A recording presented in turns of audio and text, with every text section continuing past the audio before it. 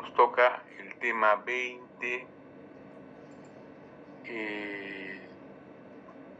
que va a tratar sobre los elementos. Bueno, vamos a continuar la clase que empezamos ayer sobre los códices y la codicología. Estudia precisamente los aspectos internos y externos del libro, del códice. Ayer revisamos los conceptos, definición y organización del códice. Hoy vamos a ver los elementos de su estructura, los elementos, como dicen estructurales del manuscrito, una descripción sintética de un códice y cómo se confeccionan. Entonces, veamos, si alcanzamos, si nos da tiempo, vamos a ver un video muy interesante sobre esto. Entonces, la organización física, la organización material del códice, tiene que ver con lo que mencioné ayer acerca de la arqueología, su conformación, su composición. Entonces, para descubrir esto hay que hablar precisamente de los elementos estructurales de un manuscrito. El códice está compuesto por fascículos, como vimos ayer, que son cuadernillos, y la suma de estos fascículos conforman el cuerpo propiamente dicho del códex, del códice. La unidad mínima de cualquier manuscrito es el bifolio. El bifolio es una hoja, bi es 2, folio es hoja, ¿no? Es una hoja que tiene 2 caras, es decir, las 2 caras útiles, las 2 caras como soporte escriturario, ¿ya? Entonces, la hoja, bifolio, es la unidad mínima que conforma los fascículos. Y los fascículos, a su vez, conforman la suma de varios fascículos, conforman un códice.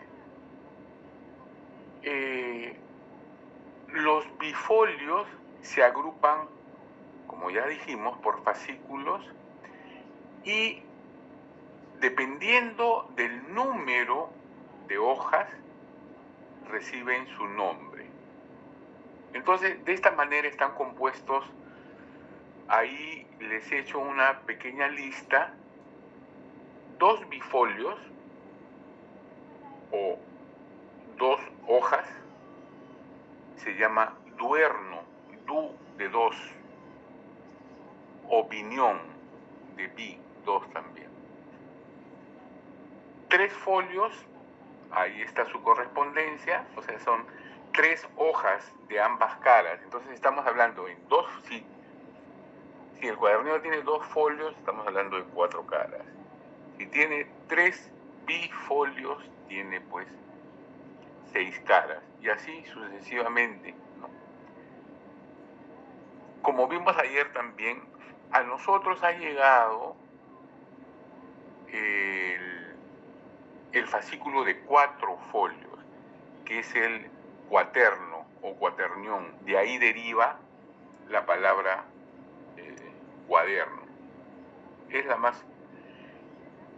la estructura más usada porque es más práctico, es manejable, ¿no? Se utiliza mayormente desde la antigüedad. Entonces, estos son, digamos, los más utilizados. Veamos ahora cómo se confecciona, de lo que estamos hablando, cómo se confecciona el fascículo. Y ahí tenemos algunas gráficas, ¿no? Estos libros, estos códices, a partir de ahora, cuando hablamos de códices, imagínense libros, pero la característica es que son libros manuscritos, no son libros impresos. Gracias a la gestión que han hecho ustedes con se me fue el nombre, bueno, con la señorita que es delegada del curso del profesor Marlon. Entonces, esto ya está bastante avanzado. Buenas noches, profesor. Disculpe, Carol Buendía es. Carol Buendía, ¿cómo está? Entonces, gracias a esos buenos oficios, ya está en camino esto, solamente faltaría fijar la fecha. Yo estoy esperando avanzar un poco más en los temas para in situ corroborar todo lo que estamos hablando, ¿no? Entonces, ahí en estas visitas vamos a ver, cómo no, libros impresos del siglo XVII, pero también del siglo XVII, XVIII, pero también manuscritos, ¿no? Entonces, los códices que estamos haciendo referencia tienen esta particularidad, que son manuscritos. No estamos hablando de libros impresos, ¿eh? Estamos hablando de manuscritos. Entonces,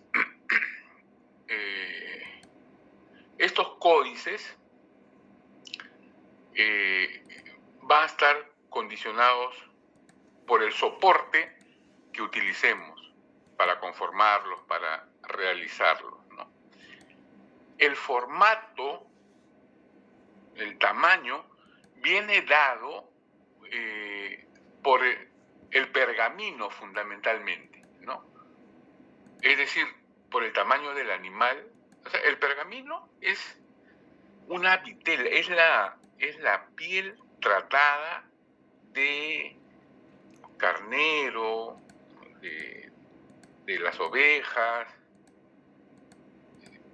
de estos cérvidos, ¿no? Entonces, dependiendo del tamaño del animal, esto va a condicionar el tamaño, el formato de los folios y por ende el del libro, ¿no? Cuando se trabaja ya con el papel, esto es más manejable, porque es el hombre, el fabricante del papel, el que le va a dar las dimensiones, pero siempre van a estar manejándose en determinadas medidas, ¿no? Que son, comercialmente hablando, las que más salen. Entonces, estos formatos son dados por la forma de plegar el soporte, como aparece en estas gráficas, ¿no? Y se crean así diversos tamaños. Entonces, la primera imagen de un solo pliegue, de un solo doblez, como ustedes ven en el extremo izquierdo, aquí donde está el cursor, se llama infolio, en un solo pliegue. El formato horizontal es doblado, como ven ahí. El cuarto, ahí no es necesario cortar, simplemente se dobla y se van uniendo con otros hasta formar un cuadernillo o un fascículo. Y como les dije, la suma de varios fascículos hacen un libro, un códex. El segundo modelo se llama incuarto, que está dividido en dos pliegues, como ustedes ven aquí. Una vez doblados, se cortan. No sé si ustedes alguna vez han comprado libros viejos. A veces se han encontrado con hojas unidas en su parte superior o inferior. Eso es cuando no lo han cortado bien. Entonces se doblan y se logra un cuadernillo de 4 hojas, ¿no? Que es lo más manejable. Y el inoctavo es cuando se dobla en en más pliegues, ¿no? En 3, de tal manera que las hojas son un poco más pequeñas. El formato más habitual es el del incuarto, el del centro, porque como les dije es más manejable y su edición es menos costosa también, ¿no? En el formato de los libros también influye la utilización a la que va a estar destinada. Por ejemplo, el tamaño inoctavo, este tercero, será para libros como misales, breviarios, libros de hora, que son más pequeños, no son fáciles para transportar y no necesitan decoración, no requieren de decoración, solamente es letras, y que van a ser los antecedentes, si se quiere, de los libros de bolsillo. Son pequeños, ¿no? Son pequeños, pero no son tan frecuentes. Los más frecuentes son los incuarto. Entonces, ¿y cómo se rellenan estas hojas, estos fascículos? Hubo una técnica bastante compleja que consistía en que sin doblar la piel del animal se escribía sobre ella de manera extendida, ¿no? Pero solo en determinadas zonas. Los especialistas, los escritores, lo hacían de tal manera, escribían de costado, de cabeza, de tal manera que cuando se doblaba y cortaba quedaba perfecto. Esa técnica se llama imposición, como dice acá, ¿no? Logran comprender. Ustedes agarren una hoja A4 y escriban de tal manera que cuando la doblen y corten se haga un pequeño fascículo, folletito, ¿no? O un tríptico, digamos. Entonces, ellos trabajaban esto en la piel del animal, que pues sería como un poco más grande que un A3, más grande que un A3, un A5 de repente, ¿no? Entonces, más o menos de ese tamaño, así lo trabajaban, pero era para ahorrar tiempo y solamente lo hacían los más experimentados. Lo habitual era que la piel se corta y luego se escribe sobre ella, ¿no? Ya en forma de libro, para evitar. Esta técnica es mucho más fácil. Pero estas dos formas se podían trabajar los COIs. Ahora, en cuanto al formato de estos y el número de páginas, como les decía, el formato del códice es rectangular, como hemos venido viendo en estas imágenes, ¿no? Ya cortados, por supuesto, los folios. Porque, como sabemos ya, para su elaboración se utiliza el pergamino, ¿no? Que tiene también ya un pie forzado, un formato alargado, horizontal.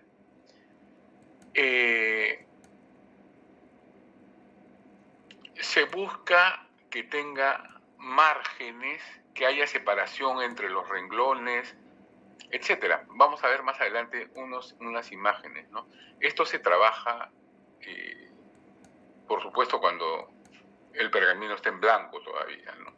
Ahora, el pergamino, y lo vamos a ver, también tengo un video, el pergamino tiene un tratamiento determinado, ¿no? Se raspa, se pule, se encala para que esté más o menos flexible, ¿no? Y no sea como, si lo tratan mal, si no lo someten a las técnicas para ablandarlo, la piel se convierte en una tabla y es sumamente difícil de manejarlo, ¿no? Entonces, una vez que ya está trabajado, se hacen unos márgenes para no escapar y escribir en esta caja de escritura que respeta ciertos renglones también, ¿no? Y esto tiene que ver con el costo también. Cuanto más cara es la obra, los márgenes y los espacios vacíos entre renglones serán más amplios, porque se va a requerir más folio, ¿no? Entonces, esto es un alarde de quien manda a hacer estos códices. Pero si vemos un códice que está escrito desde el principio hasta el final, ocupando todos los espacios, bueno, el que ha mandado a hacer el códice, pues no tiene tanta fortuna, ¿no? Entonces está utilizando al máximo el material. Entonces, pero hasta el siglo V, la escritura no es a línea tendida, no es corrida, ¿no?, de un extremo a otro, sino a doble columna, como lo hemos visto en imágenes ayer. Son a doble columna. Y el número de páginas, de líneas, de renglones que recibe la página varía, pero el promedio es 25 renglones por página, más o menos, ¿no? Esto se va a normar hacia el siglo XVI, XVII, ¿no? Sobre todo en España se va a normar, porque a veces los escribanos, para cobrar más, porque ellos cobran por folios escritos, entonces si la letra la hacen más grande, más larga, y ocupan, forzosamente van a tener que ocupar más espacios, más folios, y van a cobrar más, ¿no? Por eso es que la corona tiene que entrar a tallar y norma, ¿no?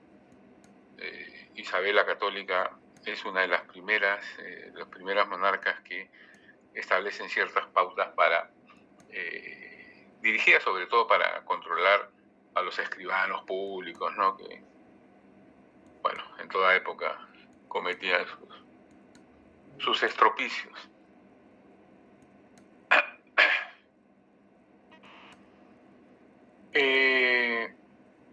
Veamos ahora el pautado. El pautado quiere decir las líneas en donde se va, o los espacios, la delimitación de los espacios para escribir los textos del códice, ¿no?, para rellenar con escritura los folios que conforman el códice. En primer lugar, tenemos esta serie de perforaciones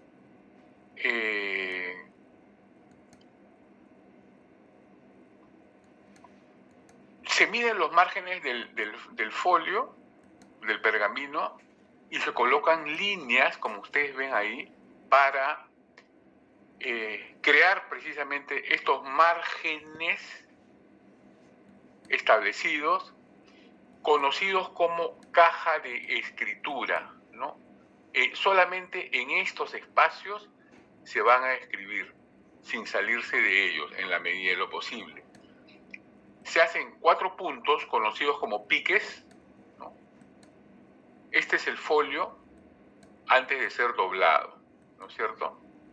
Se va a doblar por la mitad. Entonces, cada una de estas es una cara. Entonces se hacen unos pequeños hoyuelos, y estos son los que van a marcar los márgenes de escritura, ¿ya?, como lo indican acá las flechas.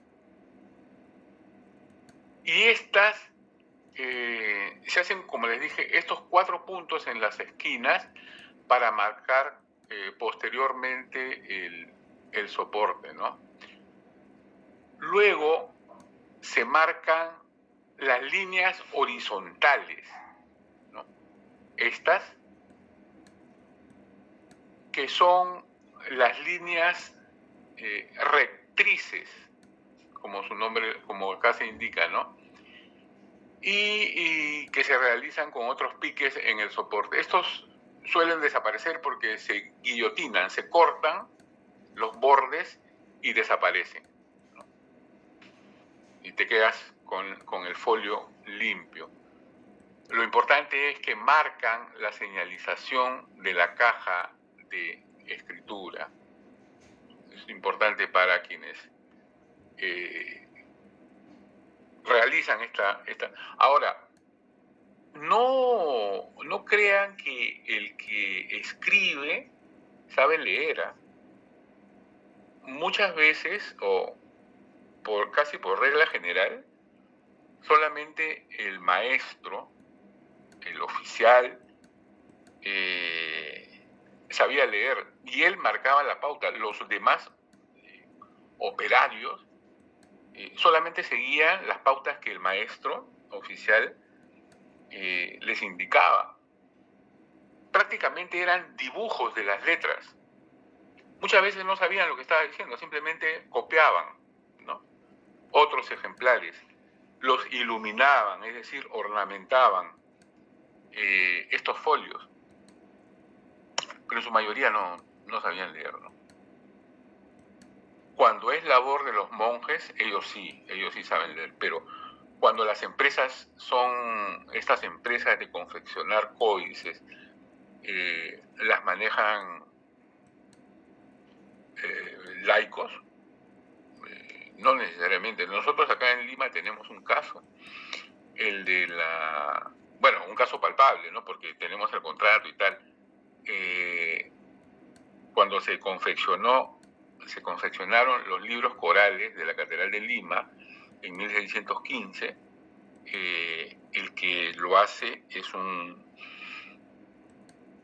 maestro de libros, confeccionista de libros, se llama Cristóbal Muñoz, y él en el contrato compromete a su esposa y a su suegra, que son garantes, y ellas no saben leer ni escribir. Solamente Cristóbal Muñoz les marca la pauta y ellas van rellenando. Y lo mismo sus operarios, ¿no? Es importante tener en cuenta. Entonces, este es un tipo de pautado. Otra técnica es realizar esto, ¿no? El rayado. Tras el perforado del soporte que hemos visto en la lámina anterior, se realiza este trazo de rayas. Son 3 etapas diferentes. Se puede hacer con una técnica de punta seca, como dice acá, que se utilizaba hasta el siglo XII, pero no quiere decir que se excluya. Baja el uso porque lo reemplazan otras técnicas. La punta seca deja una pequeña huella, ¿no? Una guía, que son verticales como se ve acá en el dibujo, ¿no? Entonces, esto es para no salir de los márgenes laterales. Luego de eso, a partir del siglo XII, se utiliza un lápiz de punta de plomo que apenas se ve y que fácilmente puede borrarse. Y finalmente hay otra técnica que es con tinta roja. Se raya con tinta roja. Esta sí no. Algunos libros todavía mantienen esta línea roja porque no se pierde. Las dos primeras son las dos primeras técnicas dejan huellas que apenas son perceptibles y en algún caso se borra, ¿no? Mientras que el rayado, pues sí, queda ahí, queda ahí la línea roja, pero no desentona, ¿no? Uno entiende que son estos márgenes para justificar los extremos, ¿no? Como ustedes ven acá, las líneas punteadas son líneas de justificación marginales. Normalmente se corta en estas líneas, ¿no? Se corta guillotina para que todos tengan un mismo formato. Y las líneas de justificación propiamente dichas son estas líneas continuas, donde la escritura no debe escapar, ¿no?, de estos márgenes. Y al final el folio va a tener unos márgenes libres, que son estas tiras rectangulares.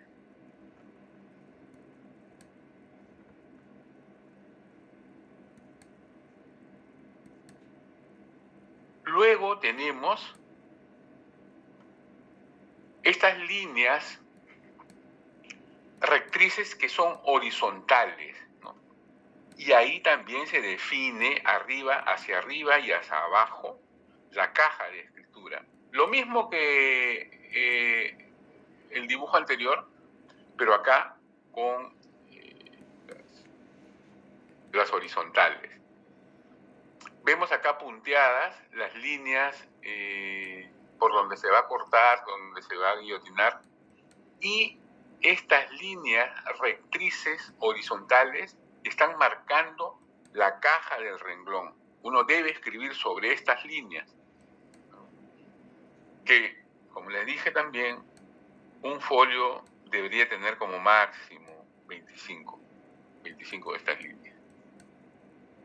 Entonces ya con esto se define tanto lateral como arriba y abajo las cajas de escritura.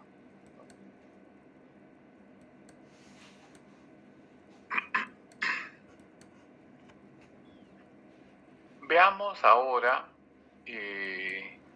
una denominación que de alguna manera hemos podido ver en algunos documentos de las prácticas. Cuando hablamos de signatura, nos referimos a que los fascículos van señalados, van registrados por letras o números. Esto se ve desde la época de los griegos. Incluso a veces ponían las cifras y las letras a la vez. En la época romana, la numeración de los fascículos se hace con números romanos, ¿no?, con los que conocemos hoy como números romanos, que aparecen normalmente en el ángulo inferior derecho. Nosotros también estamos acostumbrados a ver la numeración de las páginas ahí, ¿no? Incluso en la documentación hispanoamericana aún se siguen durante un buen tiempo utilizando los números romanos, ¿no? Hoy, normalmente,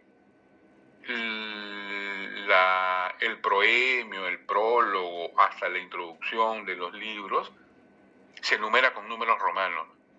Y luego el contenido del texto, el contenido ya del libro, propiamente dicho, con numeración arábiga, ¿no? Entonces, esos rasgos se vienen desarrollando desde antiguo, ¿no? Es importante ir considerando estas cosas.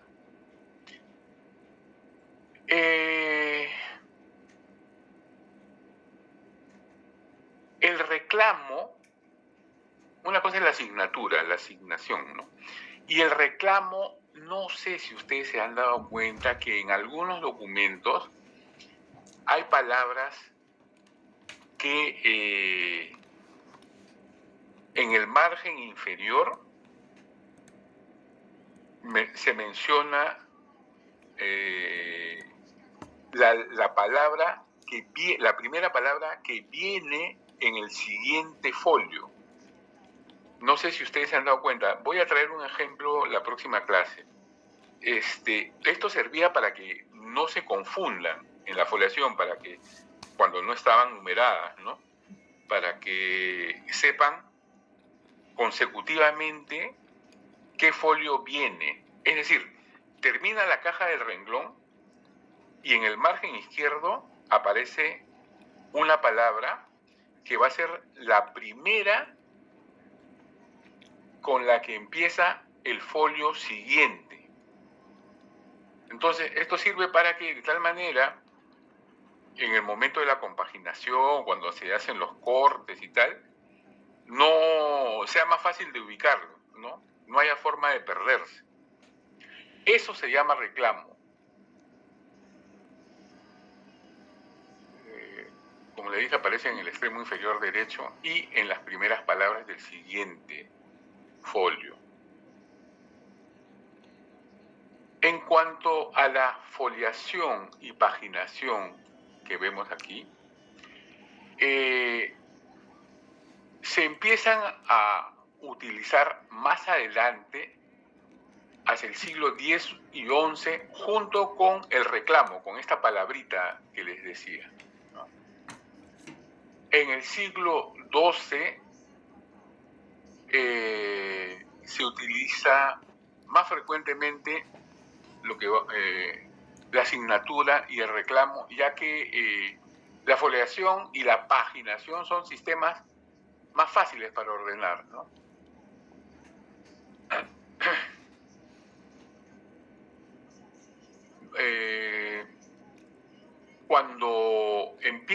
Cuando aparece el libro universitario que le dicen, que es de divulgación, forzosamente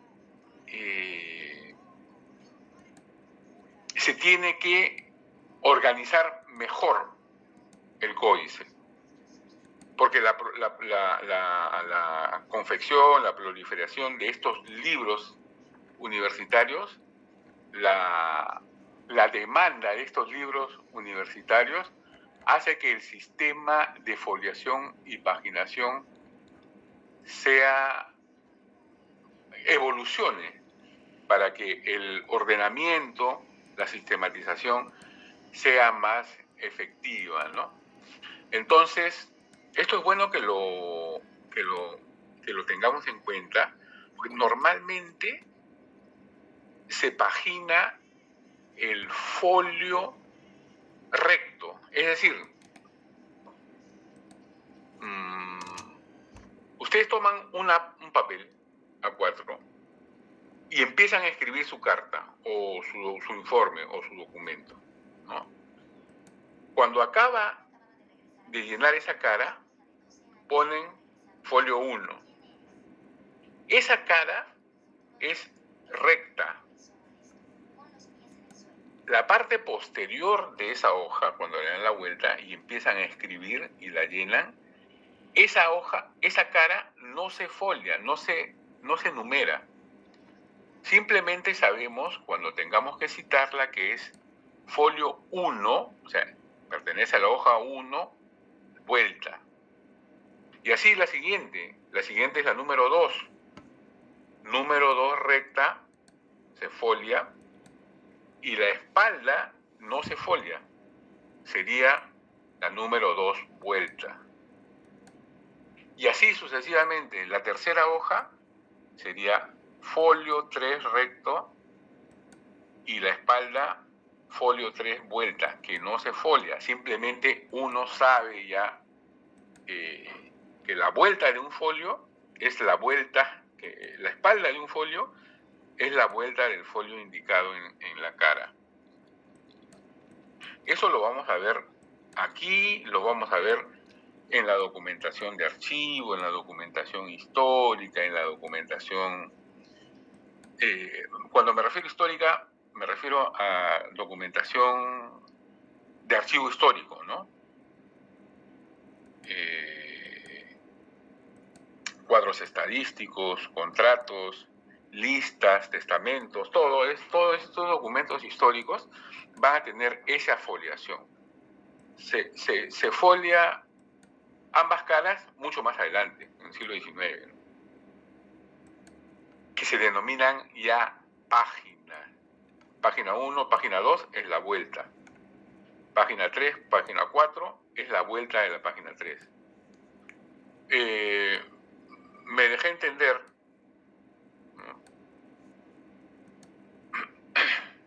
Un ejemplo, creo, profesor. Un ejemplo. Ahora, a ver. Al final, termino esto, que ya falta nada, y vemos algún ejemplo de la página anterior, de las diapositivas anteriores. ¿Ya? Entonces, finalmente, lo último del códice, lo último del libro manuscrito, es la suscripción del copista, del que hace el libro, o colofón también, que es la parte final.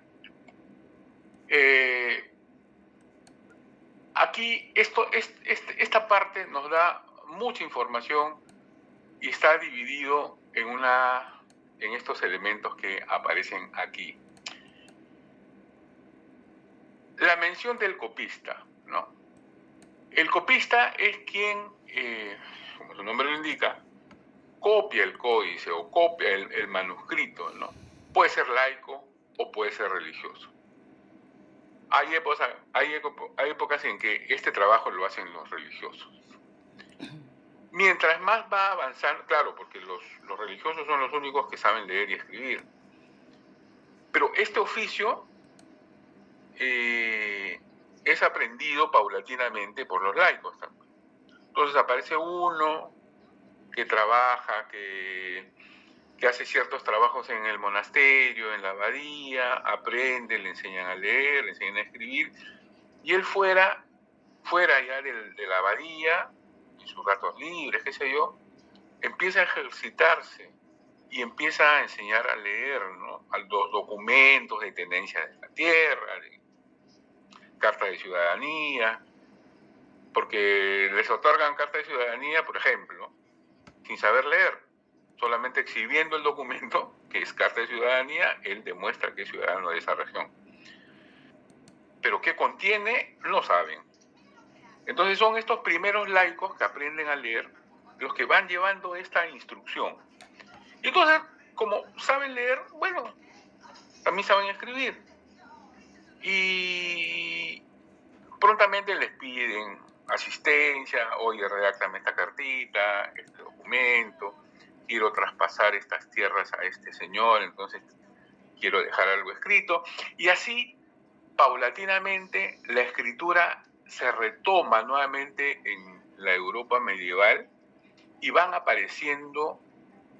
surgiendo la figura de los escribanos, ¿no? Un proceso de siglos se los he hecho en medio minuto, ¿no? Pero más o menos esa es la lógica.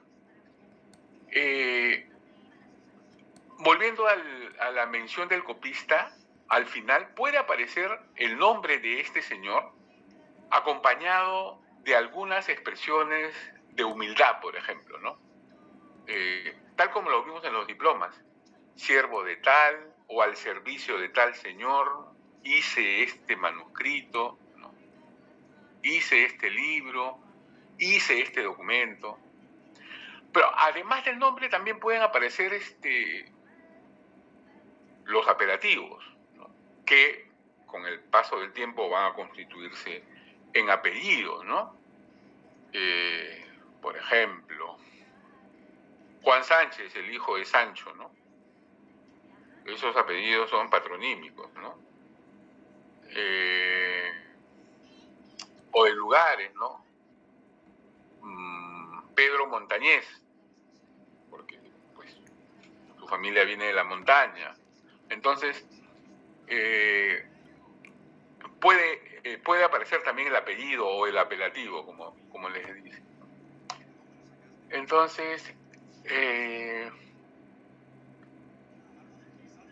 también puede aparecer información sobre el lugar de origen o el monasterio al que pertenece el copista. El segundo punto es la mención del que manda, del mandante, del que encarga, hace el encargo, ¿no? Este señor es el que manda hacer el libro y puede ser un noble, un burgués o algún superior de una comunidad de monjes u obispos, es decir, un laico privilegiado o un monje. Pueden ser estos dos. La mayoría de los casos, la mayoría de las veces, los mandaban a ser los superiores de una comunidad religiosa, precisamente para el uso de ellos, ¿no? Libros de oración, en algunos casos para copiar libros que están en préstamo, que vienen de otras bibliotecas, para enriquecer la suya, ¿no es cierto? Si un monasterio tiene algún libro de Aristóteles, pues lo presta a otro monasterio para que lo copie y luego lo devuelve. Y así se van compartiendo el conocimiento durante siglos. Normalmente el mandante corre con los gastos de lo que demande la elaboración de la obra, ¿no? Y la forma de pago puede ser al contado o en plazos, ¿no? Al principio en moneda, sí, pero recuerden que es un mundo muy fragmentado. Entonces, no hay cómo hacer circular, por eso se llama circulante, no hay dónde hacer circular el dinero, porque estas localidades, estos feudos, son autosubsistentes, ¿no? En algún caso intercambian productos que no produce la región con otros, ¿no? Para esto hay ferias en puntos neutros donde se encuentran productores de los diversos feudos, de las diversas zonas, e intercambian productos, ¿no? Entonces el pago puede ser con productos, pero cuando se van fortaleciendo la moneda con el resurgimiento de ciudades, pues ya entonces el comercio, cuando se fortalece el comercio, ya reaparece la moneda y los pagos van a ser pues en este tipo de metálico, ¿no?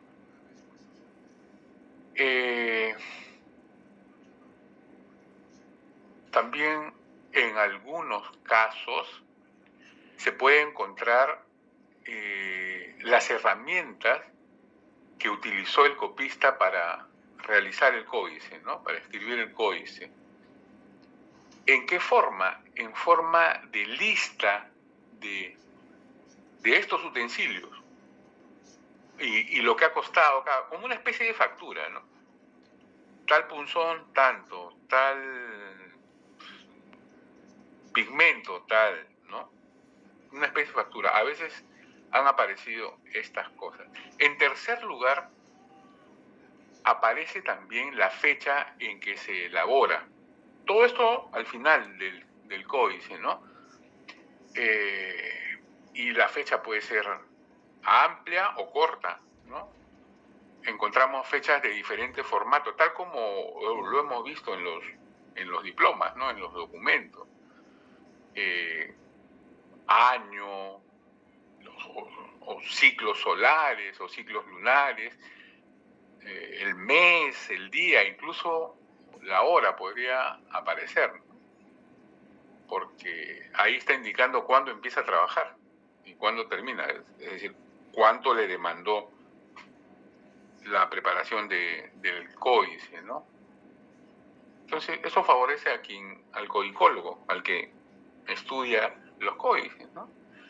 Y finalmente aparecen las fórmulas que, con los que termina, ¿no? Son fórmulas de carácter diverso que se impone al final para terminar el códice, ¿no? A veces pone fórmulas que reflejan su estado de ánimo. Por ejemplo, hacen alusión a la fatiga, al esfuerzo que demandó haber realizado este códice, haber escrito este códice. O también puede decir que muy alegre en el Señor por haber culminado la obra, muy orgulloso de haberlo hecho, apesadumbrado por el gran esfuerzo. A veces también solicita una recompensa espiritual, que recen por su alma, ¿no? Sí, es interesante este detalle. Finalmente, les quiero enseñar un video, pero antes vamos a ver, si me esperan un momento, voy a buscar la otra presentación y podemos trabajarlo mejor. A ver. Para explicar mejor lo de la foliación.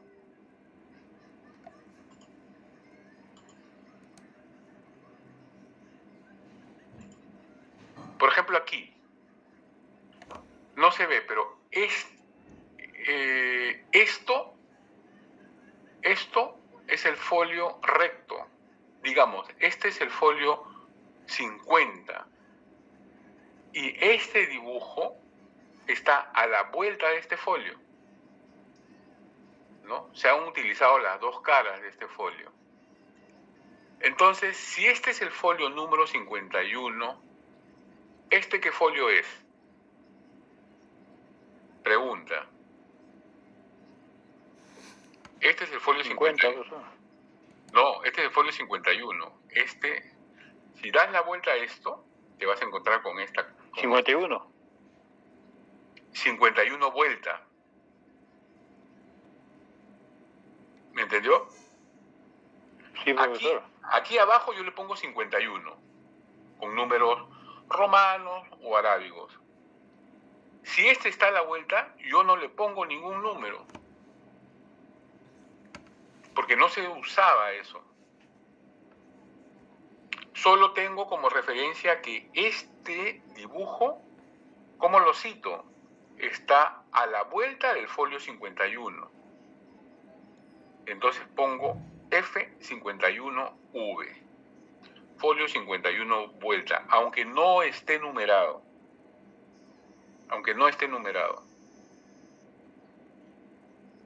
Ojo, folio es hoja, no es página. Folio es hoja. Entonces, estos dos conforman una hoja, un folio. Este está en la cara recta y este está en la cara vuelta. Anverso, reverso. El siguiente folio, la siguiente hoja, ¿qué número sería? 52. Digamos, esta sería el 52, ¿no es cierto? Cuyo número aparece aquí, 52. Y este está a la espalda. ¿Qué número es? 52 vueltas. Pero no está numerado, ¿no es cierto? Sí, señor profesor, como referencia. Muy bien. Estrellita en la frente. Eso es. Creo que ahora sí ya está mejor detallado, ¿no? Me parece. ¿Tienen alguna pregunta sobre el códice? ¿Cuál es la expresión que ustedes utilizarían para denominar al códice? ¿Qué es? Les pregunto ahorita, saquen todos sus papel, examen. Una sola pregunta. ¿Qué es un códice? Qué buena idea, ¿eh? Una pregunta para levantar nota. Un códice no es más que un libro manuscrito. Ya está, nada más, es eso. La imprenta mata los códices. Ya no se puede hablar de códice. Profesor, códices solo son en la época medieval, ¿verdad? ¿Perdón? Códices solamente son los manuscritos de la época medieval. Digamos, hasta el siglo... No, profesor, hasta la edad, hasta finales de la edad medieval. Sí, por Más supuesto. o menos, sí. Pero incluso cuando se inventa Claro, sigue estando. se inventa la imprenta, sigue estando. Sí, sigue estando. Sigue, o sea, no lo excluye. Claro, poco a poco va desplazando, porque la imprenta es mucho más económica, ¿no? Mucho más rápida. Manuscrito con gráficos, lo tuviste todavía la iglesia, profesor. Claro, claro. Así es. Entonces, poco a poco la imprenta va relegando, ¿no? Y el papel va desplazando al pergamino, ¿no es cierto? Es más barato, más rápido de hacer, se hace por cantidades enormes, ¿no? Así es. Muy bien. Entonces,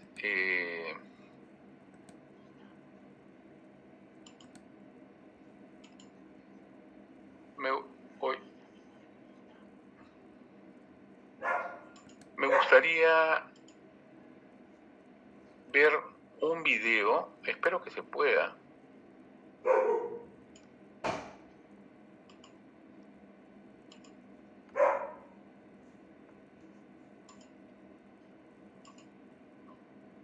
De acá vamos a sacar algunas cosas. De acá. ¿Pueden verla?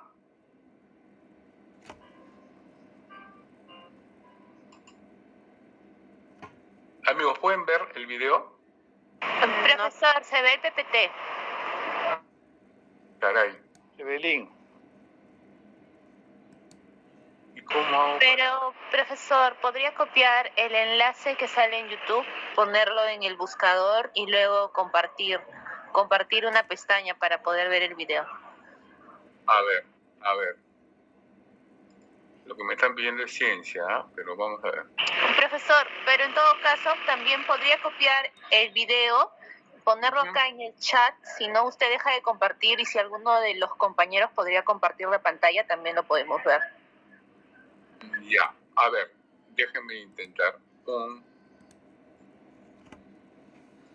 un segundo, por favor.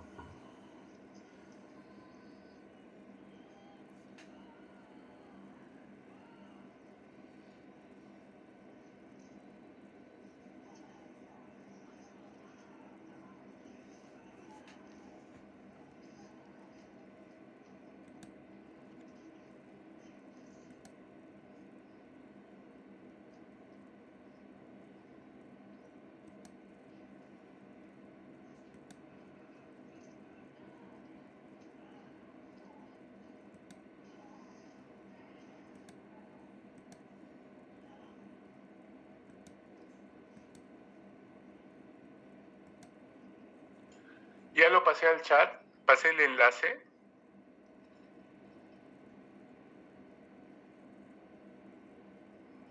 A ver, ¿alguien podría...? Sí, profesor. Sí, Ya lo ya vieron, pasó el ¿no? enlace. Sí. Estupendísimo. Entonces dejo de compartir, dejo de presentar.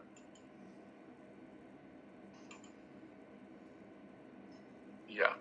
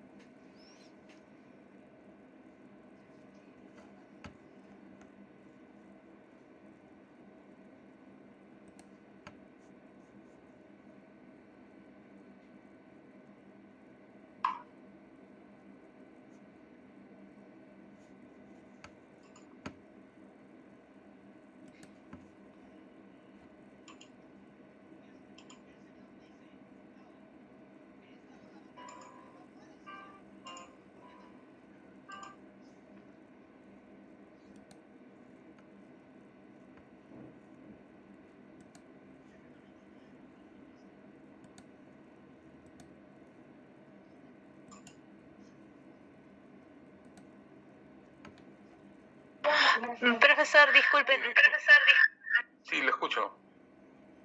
no llegué a escuchar. ¿Algún compañero va a compartir? Si no, Sí, por favor, si lo pueden compartir, a ver, si lo pueden proyectar.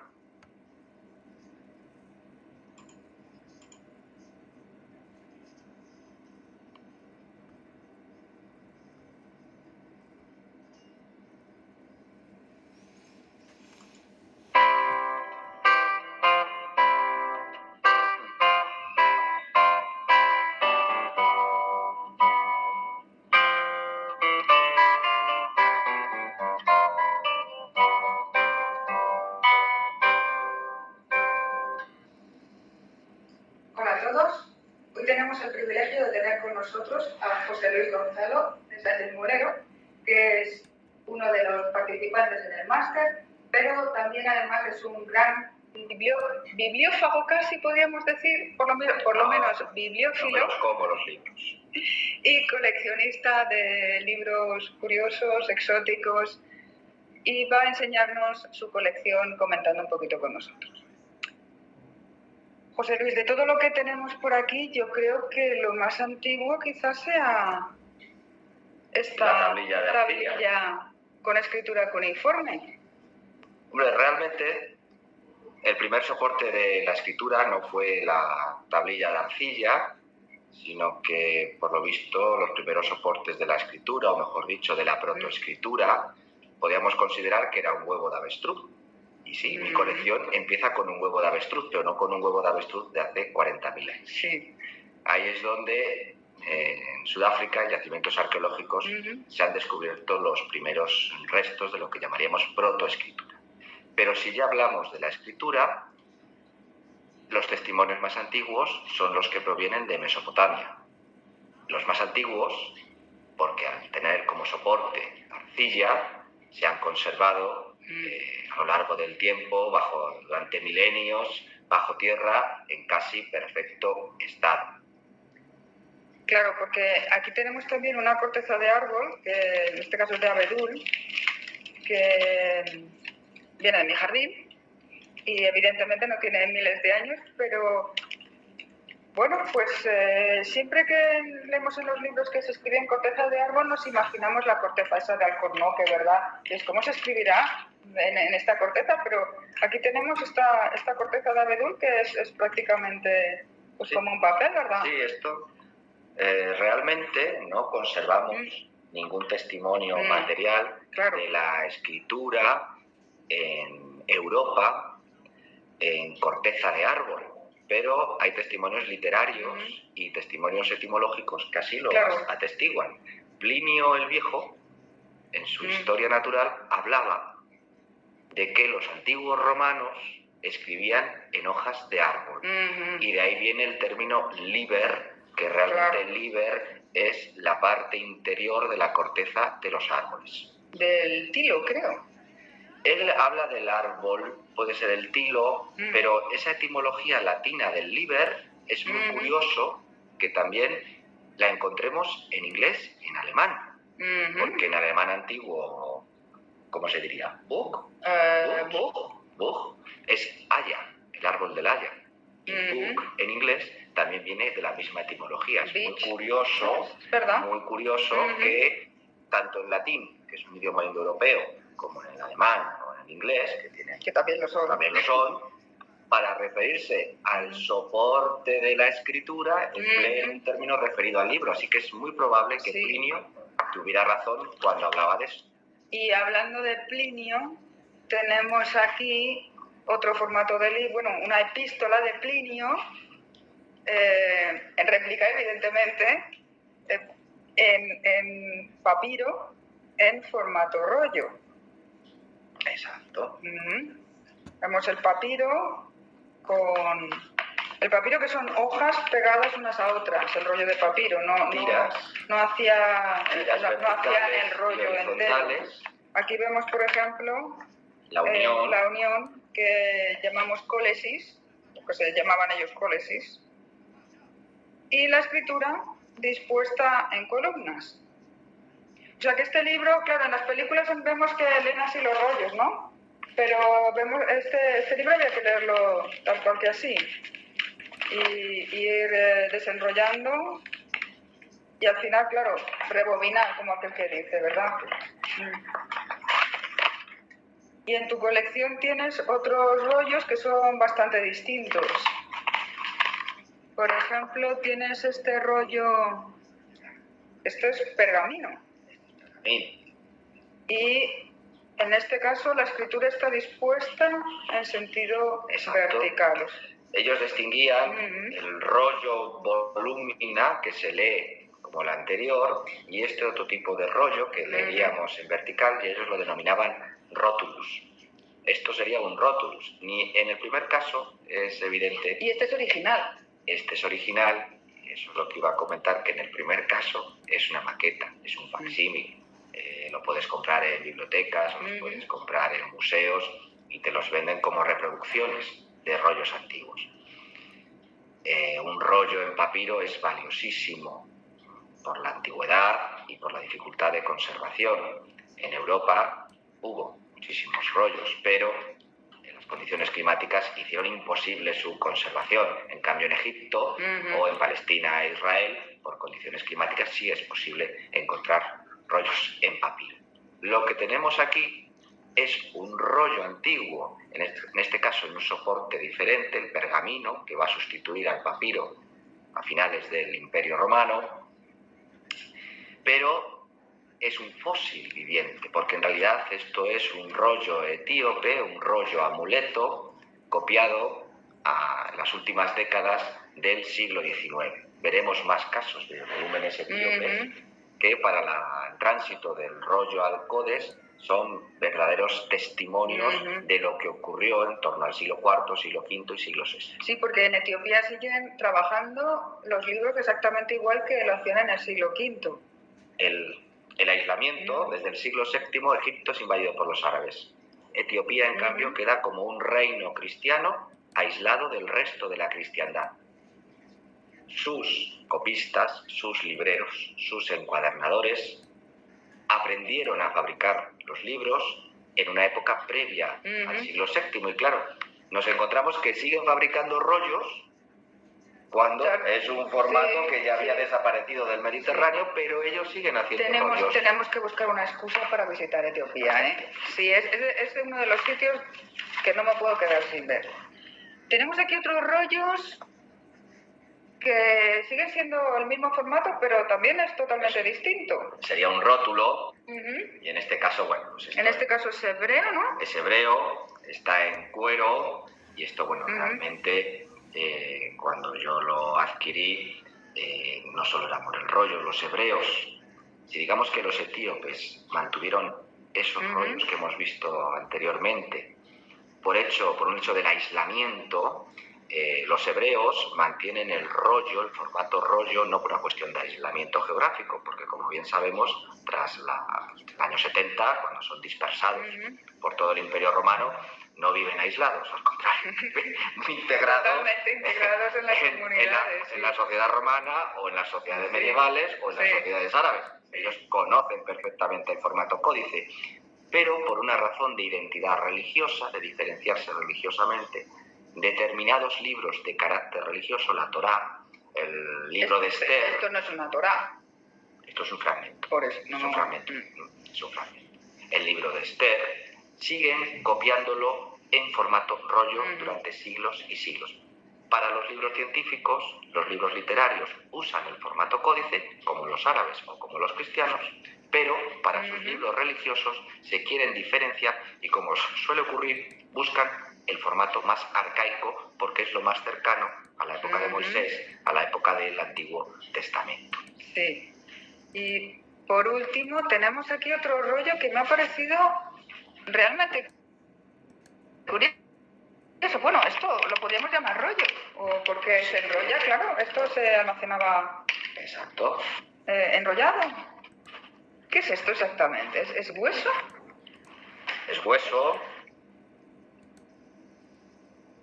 Es una copia de un libro para la iniciación sexual de las novias en China en el siglo XVIII. Mira que eres pillín, ¿eh? Esto me lo trajo otro profesor, ¿eh? No lo compré yo.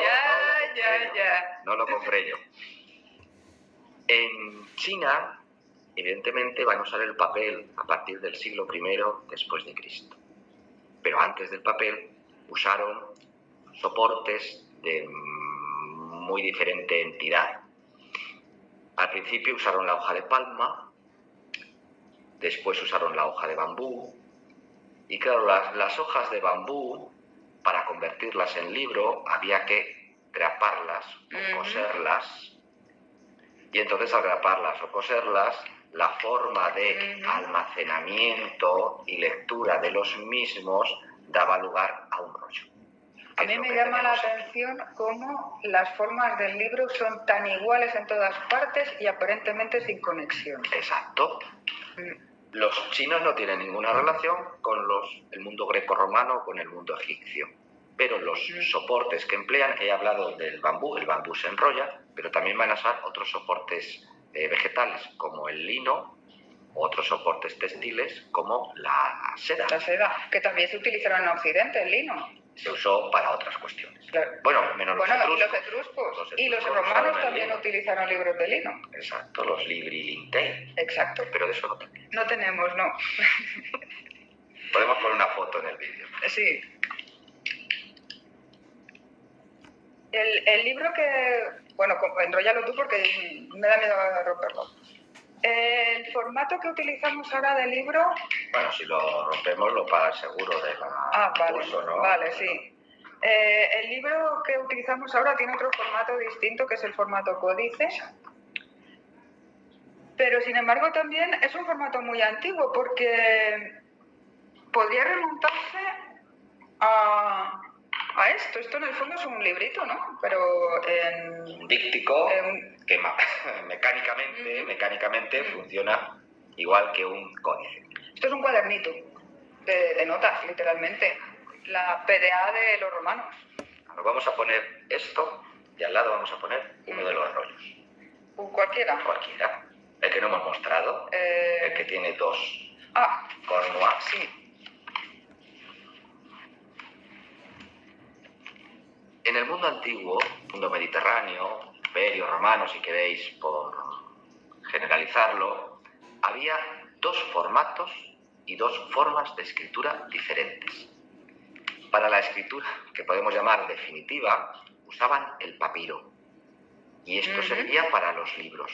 El papiro, por su naturaleza, se enrolla y por lo tanto se ofrecía en formato rollo y se leía en columnas siguiendo precisamente el movimiento de enrollar y desenrollar un rollo. Como digo, para la escritura definitiva, porque una vez que se escribe el papiro solo se cultiva en Egipto, el papiro es caro fuera de Egipto y tiene un problema, que es que una vez que se escribe y la tinta se seca, borrar supone raspar y el papiro es demasiado frágil y entonces el raspado hace que ese libro empiece a deteriorarse de una manera evidente. Por lo tanto, una vez que se escribía y se secaba, esto era definitivo. Pero ¿qué hacemos en unas sociedades como las mediterráneas, donde la alfabetización de la sociedad es muy alta y por lo tanto la gente necesita una escritura provisional? No se les ocurre hacer borradores o que los niños vayan a clase con papiros para hacer garabatos, porque es un soporte demasiado caro. Para esa escritura provisional, lo que se inventó en el mundo mediterráneo fueron las tablillas enceradas. ¿Quiénes inventaron las tablillas enceradas? Al parecer fueron los hititas, pero no me extrañaría que fuera una invención mesopotámica. Las tablillas enceradas permitían a los comerciantes hititas llevar su contabilidad, sus necesidades comerciales, etcétera, etcétera. Con un stylus en latín o grafei en griego, escribían sobre la cera y cuando esa cuenta había que modificarla, con la parte posterior del stylus se puede borrar. Naturalmente llega un momento en que la cera está tan utilizada que hay que retirarla, hay que poner nueva, pero es algo perfectamente reciclable. Un papiro no se puede reciclar, pero la cera era arrancarla con una espátula, volverla a calentar y volverla a extender. Y este soporte de escritura era permanente en ese sentido. La escritura sería provisional, pero era reciclable continuamente las tablillas enceradas. Y ya los romanos la van a utilizar, las tablillas enceradas, para el comercio, para la escuela, para escribir cartas, para todo tipo de comunicación. ¿Sabías que alguien incluso murió a tabletazos? Eso no. Pues sí. Ya te pasaré, pasaré la noticia. Pues sí, también se podían utilizar como armas. Pues eso no se me había ocurrido. El ingenio humano para la maldad es tremendo. Esto me parece más adecuado. También. Los romanos, de hecho los romanos prohibieron que los estilos fueran de metal, precisamente para evitar que se usaran como armas. Puñales. Imaginaros a los niños en la escuela con sus tablillas enceradas y sus estilos. Las peleas podían acabar. Ya te digo. Pero entonces, si este era el libro... La escritura, el soporte y formato de la escritura definitiva. ¿Cómo pasamos al formato que tenemos ahora? El rollo de papiro, porque aunque conocían el pergamino, no usaban el pergamino prácticamente para hacer rollos. Se cree que el 90% de los rollos eran siempre en papiro. Tenía dos problemas. El primer problema es la propia endeblez del soporte escritorio. Es decir, el papiro es un soporte que tiene una obsolescencia natural muy marcada. Es un soporte tan frágil que el uso continuado del mismo hace que pronto se produzcan roturas. Aquí está doblado y ya está casi roto. Fíjate. Poco a poco se va rompiendo, se va quebrando, de tal manera que igual que hablamos hoy de obsolescencia programada para algunos electrodomésticos, los griegos y los romanos sabían que sus papiros tenían una obsolescencia natural, que a los 25 o 30 años esto era para tirar a la basura. Primer problema del papiro, su poca durabilidad. Segundo problema del papiro, las dificultades para su transporte y también las dificultades para almacenar texto. Un papiro, si yo quiero llevarme este papiro para leer en un viaje, o quiero llevármelo a la calle, pues vista su fragilidad, es prácticamente imposible. Pero también tiene otro problema, que aquí no hay un libro entero, puesto que el papiro, los formatos rollos, no se puede escribir por ambos lados, solo por uno, desaprovechamos la mitad del soporte y en consecuencia un libro romano, la historia de Roma, necesitaría muchísimos rollos.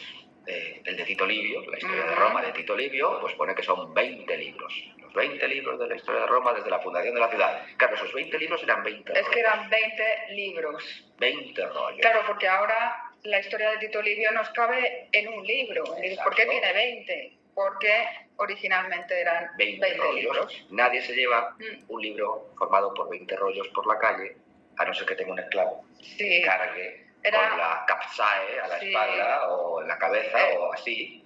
Era un poco rollo. Exacto. Tenía problemas de durabilidad, problemas de lectura, problemas de transporte. Entonces los romanos van a intentar buscar un formato que sea la solución a esos problemas del papiro. Claro, y lo tenían ya casi a mano por las tablillas enceradas que hemos visto, ¿no? Porque las tablillas enceradas la hemos visto en díptico, pero podía haber más tablillas. Claro. Aquí, por ejemplo, tenemos un políptico de 4 tablillas. Este también es etiópico, es también, digamos, un auténtico, no es una réplica, pero es un políptico, solo tiene aparato icónico. Es reciente, pero es lo mismo que tú has dicho, siguiendo exactamente las técnicas que utilizaban y el aparato icónico, lo mismo que utilizaban en la Edad Media. No conservamos códices primitivos. Lo que conservamos son referencias literarias, referencias artísticas y fragmentos de esos códices primitivos, sobre todo localizados en el vertedero de la ciudad egipcia de Osirrincus. Nos sirve, pero siempre ha habido dudas sobre cómo eran esos primitivos códigos. Hay varias hipótesis, pero ya que tenemos aquí la tablilla encerada, vamos a quedarnos con la hipótesis de la tablilla encerada. La idea es que el códice surge como una mezcla entre el rollo y la tablilla encerada, en la cual se decide que se sustituye la cera por hojas de papiro y se encierran en tablas de madera. La etimología, una vez más, nos ayuda, porque códex viene del latín Caudex. Y caudex es Madera. tabla de madera. La etimología nos ayuda, pero vamos a los testimonios literarios. Los testimonios literarios empiezan con Marcial. Y Marcial, en una de sus cartas, el poeta hispano-romano, le recomienda a uno de sus lectores que si quiere llevar sus epigramas, como compañeros de un largo viaje, vaya a la tienda de determinado copista o librero y los adquiera en membrana aplastada por tablas de madera. Eso no es un rollo. No, y además dice que caben en una sola mano, porque el rollo había que llevarlo en las dos manos. ¿Tú crees que sería algo parecido a esto lo que se refiere Marcial? Esto es otra vez etiópico, es del siglo XVIII probablemente, pero no es de época de Marcial, no. Pero yo me lo imagino como algo parecido a esto, de este tamaño más o menos. Exacto. Esto, y vamos a poner como compañero esto otro, porque probablemente fuera el paso previo. ¿Esto qué es? Eso es también etiópico, pero en formato acordeón. Ajá, claro, esto es un intermedio entre, esto es un rollo. Exacto. O un rótulo. Que se ha doblado. Que en vez de estar enrollado, está plegado en formato acordeón. Sí. ¿Qué nos dice Marcial? Lo que nos dice Marcial es que sus epigramas, por lo tanto, recordemos que los epigramas son poemas breves, no necesitas 20 rollos para llevar los epigramas de Marcial, son textos de carácter satírico y por lo tanto una muy buena lectura de entretenimiento para un viaje, para ir riéndote. Pero claro, en un viaje, llevar el rollo, ¿qué hacemos con el rollo? Entonces, se aplasta, se arruga, ¿qué hago con el rollo? Entonces, hacia el año 80 después de Cristo, se empiezan a vender lo que los romanos llamaban pugilares, libros cuadrados o liber quadratus. Y, bueno, pues, liber quadratus puede ser esto. Lo de que era membrana aplastada entre tablas de madera, también, pergamino, membraceo, membrana, tabla de madera, aplastado. Y por último, a estos libritos los romanos, aparte de libri quadrati, también los denominaban pugilares. Y los denominaban pugilares por lo mismo que estoy haciendo yo ahora, porque los podía sostener en la palma de la mano, en el puño. Esto es un pugilar romano, pero fabricado por un etíope en el siglo XVIII. Bueno, 18 es verdad que... Cuando lo compré me dijeron que era del 18. El suyo es del 18. El mío, en cambio, es del 19. Este es del 18 y es, otra vez más, un fósil bibliográfico. Pero, digamos que ya es un fósil bibliográfico evolucionado. Sin cuero, porque el cuero va a llegar mucho más tarde, etc. Pero, ¿cómo llegamos realmente a este?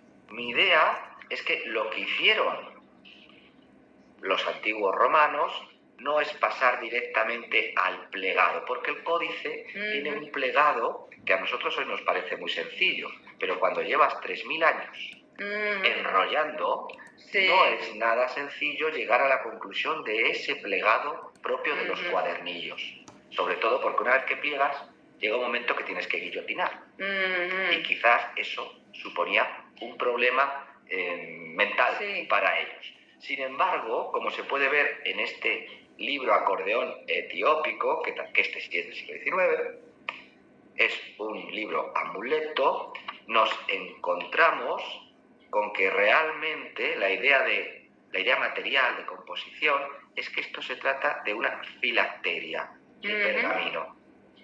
Esta filacteria de pergamino antes podía doblarse como un rollo, pero si yo quiero llevar esto, vamos a coger el otro rollo, es pequeño, pero si yo quiero llevar esto guardado en un bolsillo, etcétera, llega un momento en que esta opción es la más lógica. Y además vuelve a cumplir con la misma idea. Liber quadratus y pugilar. Ah, pues sí. La misma idea. Ahora bien, un libro acordeón como el que yo tengo aquí sigue teniendo el mismo problema del almacenamiento. Claro, porque realmente es un rollo. En este caso se ve que alguien que no es el copista, porque es tinta de otro color y letra de otra mano, suponemos que el dueño decide reaprovechar el espacio, luego vemos que aquí ya no se reaprovecha, pero aquí lo reaprovecha. Claro, es que en pergamino se puede plegar, en papiro no tanto, se acabaría quebrando, pero en pergamino, como es un soporte de origen animal, es mucho más flexible y yo puedo hacer esto, aplastarlo, sin que se rompa. Pero si yo quiero aprovechar los dos lados, porque ahora sí puedo aprovechar los dos lados, tengo que idear un sistema de plegado distinto, que ya es cuando se dan cuenta, si yo guillotino... Claro, de aquí al códice ya sí que hay un llegamos ahí. Llegamos directamente ahí. Y a mí una cosa que me llama mucho la atención es lo que comentábamos antes, estas formas intermedias entre el rollo y el códice que también las encontramos en Oriente. Exacto, pasa exactamente igual. Mismo problema, idénticas soluciones. Y en este caso, en Oriente, China, descubrimos que se toman decisiones parecidas. Teníamos el formato rollo va a durar en Oriente hasta el siglo XIX. Lo que ocurre es que esos rollos los van a aplicar cada vez menos y solo para libros amuleto o para libros sagrados, etc. Una vez más, el arcaísmo de mantener un formato. Pero en Oriente encontramos que entre el rollo y el formato Baobei-Zhua, que es muy parecido a nuestro códice, pero que no son exactamente códices, vuelve a ser el formato acordeón. Y volvemos a encontrar una coincidencia entre el mundo mediterráneo y el mundo de Extremo Oriente. Formatos que evolucionan de manera muy semejante. Muy bien. ¿Y aquel librito, esto pequeñito que tienes aquí, eso... Esto también es etíope. Eso es mi favorito de toda tu colección. Cualquier día te quedas sin él. ¿Qué es esto? Pues no sé si lo van a poder ver en cámara. Hemos dicho que los primitivos códices, como hemos visto, hablan de que tenían tablas de madera. Sin embargo, a partir del siglo V, siglo VI, se dan cuenta de que para proteger mejor el contenido de los códices, el cuero le da flexibilidad a la encuadernación y sobre todo le da una cierta impermeabilidad con respecto a la humedad, lo cual es muy bueno. Bien, esto ya tiene cuero. Esto es un librito amuleto etíope para llevar colgado del cuello. Por ahí metes el collar y lo llevas. Y en el interior se supone que hay un primitivo códice en miniatura. Y ese primitivo códice en miniatura contiene oraciones sagradas cristianas en lengua guer, en la lengua sagrada etíope, se supone, porque no lo hemos conseguido abrir, porque no interesa abrir. No. Pero ahí está. Bien, esto... Porque claro, el libro tiene también un simbólico que no solamente es la información escrita, sino, bueno, pues... Exacto, que aquí, y sobre todo tiene otra vez el valor del fósil. Porque si vamos a los textos de la patrística cristiana, nos hablan de que en Cesarea, por ejemplo, San Orígenes se quejaba mucho de una superstición que tenían los cristianos de la época. Los romanos ya sabemos que eran muy supersticiosos y llevaban amuletos. Y uno de ellos era la bula. Sí, que los llevaban los niños. Que llevaban los niños dentro de una bola metálica, metían una serie de cuentos, plantas, amuletos, para que el niño estuviera protegido en los años más peligrosos de su vida para su supervivencia. Bien, los cristianos, que son paganos convertidos al cristianismo, hicieron algo parecido. Y entonces sustituyeron el contenido de las bulas romanas por oraciones sagradas, el Padre Nuestro, por ejemplo. Y lo que nos dice San Orígenes es que eso es una superstición absolutamente intolerable, pero aquellos niños de Cesarea que llevaban estos libritos colgados del cuello son los mismos libritos colgados del cuello que se siguen fabricando en Etiopía. Es otra vez más un fósil viviente. Aquí está, como he dicho, un códice miniatura. He hablado antes del vertedero de Oxirrinchus, de ese yacimiento arqueológico. En Oxirrinchus hay muchos fragmentos precisamente de códices en miniatura cristianos que tenían el valor de un amuleto. El cuero ya no está, pero las hojitas sí que acababan en la basura. Y esas hojitas se han encontrado en Oxirrinchus. Sería también un antecedente de este tipo de códice en miniatura etíope. Y una vez más, códice va vinculado a la portabilidad, siempre a la portabilidad. Oye, y hablando de portabilidad...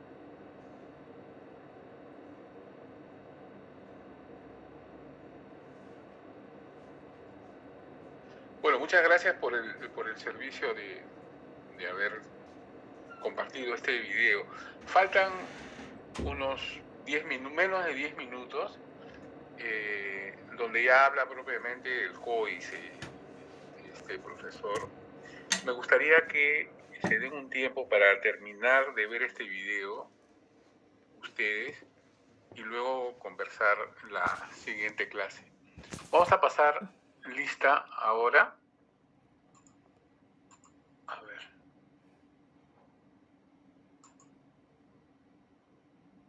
Aguirre. Profesor, buenas noches, presente. Buenas noches. Aburto. Buenas noches, profesor Fernando.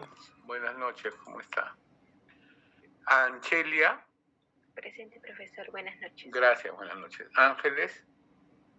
Buenas noches, profesor. Presente. Buenas noches. Aparicio. Presente, profesor, buenas noches. Buenas noches. Atúncar. Buenas noches, profesor, presente. Buenas noches, señor Atúncar. Beldi. Señor profesor, muy buenas noches. Gracias, señor Beldi. Calderón. Hola, profesor. Presente, profesor. Profesor, Gracias, se saltó. Buen día. Perdón, buen día. Presente, profesor. Buenas noches. Disculpe. No se Como ya es buenas noches, ya pasó buen día. Ya, profesor. Buenas noches. Calderón ya dije, ¿no? Gracias. Calla. Presente, profesor. Buenas noches. Buenas noches. Campos. Buenas noches, profesor. Presente. Gracias. Capristano. Profesor, buenas noches. Presente. Gracias. Córdoba. Buenas noches, profesor. Presente. Gracias, señor Córdoba. Espino. Profesor, presente. Gracias. Gutiérrez. Buenas noches, profesor. Presente. Gracias. Guamaní. Buenas noches, profesor. Presente. Gracias. Lescano. Buenas noches, profesor. Presente. Gracias. Mirano. Presente, profesor. Buenas noches. Gracias. Buenas noches. Muñoz. Presente, profesor. Buenas noches. Buenas noches. Gracias. Obando. Buenas noches, profesor, presente. Gracias, señor Obando. Pajuelo. Presente, profesor. Buenas noches. Gracias. Señorita Paredes, buenas noches. Buenas noches, profesor. Parodi. Presente, profesor. Buenas noches. Buenas noches. Ramos. Presente, profesor. Buenas noches. Buenas noches, señor. Sarmiento. Buenas noches, profesor. Presente. Gracias, buenas noches. Simón. Buenas noches, profesor, presente. Gracias, señor Simón. Suárez. Buenas noches. Presente. Buenas noches. Tirado. Tirado. Velázquez. Buenas noches, profesor. Presente. Buenas noches, señor Velázquez. Zavala. Buenas noches, presente. Buenas noches. Gracias. Sea. Sea. Presente. Buenas noches. Buenas noches, señorita. Suni. Suni. No. Buenas noches, profesor. Presente. Buenas noches, señorita Suni. Entonces, la señorita Tirado está. No. Eso sería todo. Que tengan un bonito fin de semana. Nos vemos el próximo miércoles. Quizá una noticia, no sé si será buena o mala. A mí me gusta la idea. Me han propuesto enseñar paleografía el próximo ciclo.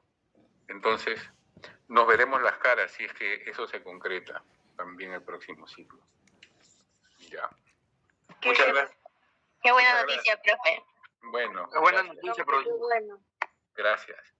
Vamos a verlo. Entonces, nos vemos el próximo miércoles. Que tengan un bonito fin de semana. Buen fin de Muy bien. semana. Buenas noches. Igualmente, profesor.